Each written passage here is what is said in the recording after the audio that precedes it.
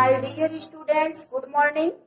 Today I will teach you the history of class 10th. The chapter name is The Rise of Nationalism in India. बच्चों, आज हम आप लोगों को class 10th के इतिहास के तीसरे अध्याय का the rise of nationalism in India का चौथा पार्ट पढ़ाएंगे। इसके पहले वाले भाग में आप लोगों ने पढ़ा रॉलेट एक्ट के बारे में कि रॉलेट एक्ट क्या था। यह इंपीरियल लेजिस्लेटिव काउंसिल के द्वारा जारी किया गया था और इसमें सरकार को, ब्रिटिश गवर्नमेंट को इतना पावर दिया गया था कि वह किसी भी जो कि पॉलिटिकल एक्टिविटीज कर रहा हो ऐसे व्यक्ति को वह गिरफ्तार करके जेल में डलवा सकता है और लगभग 2 साल तक वह जेल में रख सकता है। उस पर कोई मुकदमा नहीं चलाया जाएगा। और इसमें जो है इस रॉलेट एक्ट ने जो कि 1919 में पारित किया गया था, लागू किया गया था, इसने जो है प्रेस पर भी सेंसरशिप जारी कर दिया था। और इसके बाद आप लोगों ने पढ़ा कि इसमें महात्मा गांधी ने तब क्या किया कि जब उनको ये लगा कि हम कोई पॉलिटिकल एक्टिविटीज कर करके हम अपने भारत को स्वतंत्र नहीं करा सकते हैं, तो उन्होंने क्या किया कि लोगों को आह्वान किया कि लोगों को यह कहा कि आप लोग अपनी दुकानें बंद कर दीजिए, मिल में वर्कर्स काम करने ना जाए और फास्ट और प्रेयर्स यानी फास्ट के द्वारा यानी व्रत उपवास करके जो है हम अपनी बात को मनवाने का ब्रिटिश सरकार से प्रयास करें। और इस तरह से उसी समय पंजाब और लाहौर में वार टाइम चल रहा था, वहां बहुत ज्यादा क्राइसिस थे।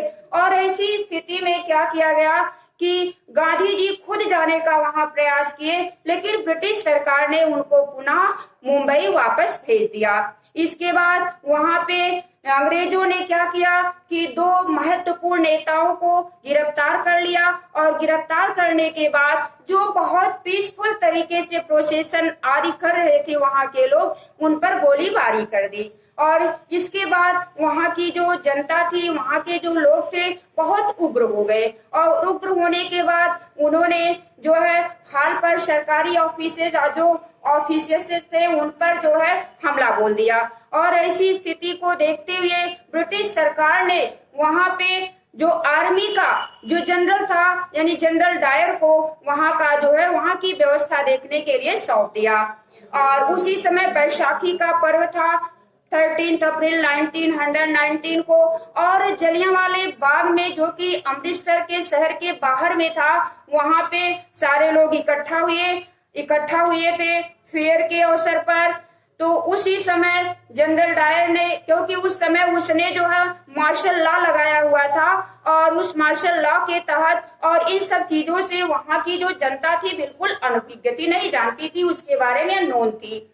और इसलिए जो है वो लोग अपना फेयर देखने के लिए गए। जनरल डायर ने तुरंत जाकर के अपने सेना को, आर्मी को यह ऑर्डर दिया कि वह गोली फायरिंग करना शुरू कर दे और उन्हें निहत्थे लोगों पर फायरिंग की गई, जिसमें हजारों की संख्या में लोग मारे गए और हजारों की संख्या में घायल हुए।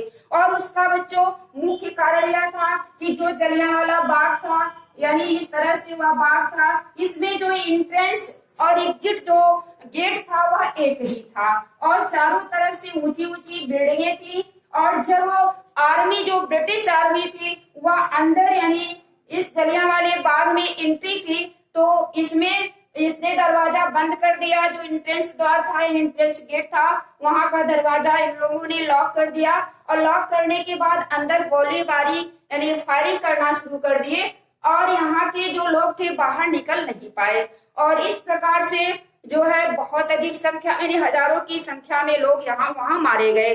अब इन सब चीजों से जो जनता थी वहां की बहुत ज्यादा जो है उग्र हो गई और अंग्रेजों को निकालने के लिए उन्होंने दूसरा रास्ता अपनाया। इसके बाद बच्चों जो है गांधी जी ने भी सोचा कि अब हम इस प्रकार से नहीं कर सकते हैं, जब तक कि हम देश के हिंदू और मुसलमानों को एक में मिला करके नहीं कार्य करेंगे तब तक इसमें सफल नहीं होंगे। इसमें जो है रॉलेट एक्ट के तहत ही आपका सत्याग्रह मूवमेंट जो था, जो पीसफुल तरीके से किया गया, इसमें ये भी रिलेटेड है। और उसी से रिलेटेड जो था वह खिलाफत इशू भी था।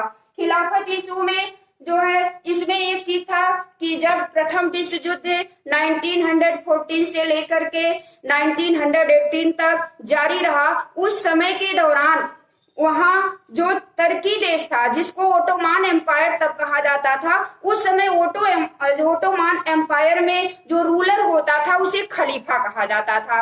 तो जब वहां पे प्रथम विश्व युद्ध चल रहा था और ये जो तुर्की देश, जो आज वर्तमान का जो प्रेजेंट का तुर्की कंट्री है, उस समय उसको ओटोमान एम्पायर के नाम से जाना जाता था।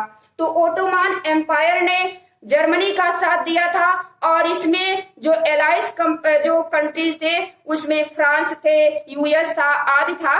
तो ये जब जिस देश के यानी जिस देश के पक्ष में था या वह देश सब पराजित हो गया, तो वहां के जो ब्रिटिश थे या यूएस के थे या फ्रांस के लोग थे, वह एक तरह से ट्रीटी करना शुरू कर दिए, यानी समझौता किए कि इनको पावर मिला हुआ है, तुर्की का जो रूलर यानी जो खलीफा जिसे कहा जाता था, उसको ये पावर था कि उसको स्पिरिचुअल जो है रिप्रेजेंटेटिव माना जाता था, स्पिरिचुअल हेड माना जाता था। अब इसके बाद ब्रिटिश पूरी तरह से उस ट्रीटी पर उनके ऊपर अन्याय यानी अनजस्ट करने जा रही थी। तो ऐसी स्थिति में उस समय हमारे देश में यानी इंडिया में भी ब्रिटिश का शासनकाल था और उस चीज को देखते हुए, उस चीज को मद्देनजर रखते हुए यहाँ की जो जनता थी, वह अंग्रेज जो मुसलमान थे, वह जो है इसके विरोध में हो गए कि ब्रिटिश के विरोध में हो गए कि ब्रिटिश हम लोगों के साथ यानी तुर्की में भी अन्याय कर रहा है और हमारे देश में भी आकर के अन्याय कर रहा है। और इस प्रकार से इन्होंने यानी दो महत्वपूर्ण नेता थे, मौलाना मोहम्मद अली और शौकत अली, इनको अली ब्रदर्स के नाम से भी जाना जाता है। और इन लोगों ने बॉम्बे में एक कमेटी का गठन किया, खिलाफत कमेटी का, और इसे खिलाफत कमेटी के नाम से जाना जाता है। अब इसके बाद क्या हुआ कि गांधी जी ने सोचा कि जब खिलाफत कमेटी का गठन हो गया तो गांधी जी ने सोचा कि इस स्थिति का फायदा उठाया जाए और मुसलमानों को भी अपने साथ लिया जाए। जब तक हिंदू और मुसलमान दोनों एक साथ नहीं होंगे तब तक जो है हम अंग्रेजों को बाहर यानी देश से बाहर निकालने में सफल नहीं होंगे। और इस प्रकार से अनेकों ऐसे जो है सेशन, कांग्रेस के साथ सेशन किए गए और अंत में जब नागपुर में कांग्रेस का सेशन हुआ और उसी सेशन में नवंबर 1920 में और उसी सेशन में यह तय किया गया कि अब हम लोग नॉन कोऑपरेशन मूवमेंट को लॉन्च करेंगे यानी शुरू करेंगे। यानी कहने का मतलब कि रॉलेट एक्ट के विरोध में सत्याग्रह आंदोलन शुरू हुआ, वह भी पूरी तरह से फेलोर हुआ। इसके बाद जो है खिलाफत इशू को भी मुद्दा बनाया गया जिसमें हिंदुओं और मुसलमानों को एक किया गया, लेकिन तब भी सफलता नहीं मिली। तो गांधी जी ने यह तय किया कि अब हम हिंदू और मुसलमानों को साथ लेकर के नॉन कोऑपरेशन मूवमेंट जारी करेंगे। और इस नॉन कोऑपरेशन मूवमेंट में क्या था कि नॉन कोऑपरेशन मूवमेंट में जो है किसी भी तरीके से हम अंग्रेजों का साथ नहीं देंगे, क्योंकि अंग्रेज जो थे हमारे देश में थे, यहाँ पे जो भी कार्य करते, चाहे सिविल सर्विसेज हो, आर्मी हो या कोई भी काम हो, वह इंडियन के द्वारा ही किया जाता था, यानी इसमें इंडियंस जो है भागीदारी पार्टिसिपेट करते थे। तो पूरी तरह से जो है गांधी जी ने कहा कि अब हम ऐसा आंदोलन शुरू करेंगे, ऐसा मूवमेंट शुरू करेंगे जिसमें हम कांग्रेस जो ब्रिटिश होंगे उनको कोई सपोर्ट नहीं करेंगे। और इस प्रकार से नवंबर 1920 में नागपुर के कांग्रेस सेशन में यह तय किया गया कि नॉन कोऑपरेशन मूवमेंट के जरिए हम भारत को अंग्रेजों से स्वतंत्र कराने के लिए प्रयास करेंगे। तो बच्चों इसमें आज का जो महत्वपूर्ण चीज है, जो इम्पोर्टेंट चीज है, इसमें होगा कि खिलाफत एजिटेशन के बारे में कि इसका प्रमुख रीजन क्या था, व्हाट वाज खिलाफत एजिटेशन।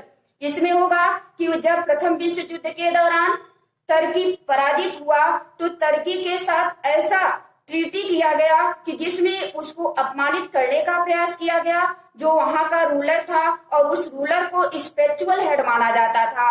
और इस प्रकार से जो भारत के जो मुसलमान थे वह भी अंग्रेजों के विरुद्ध थे, क्योंकि प्रथम विश्व युद्ध के दौरान अंग्रेजों ने भी, ब्रिटिश ने भी उसमें भाग लिया था।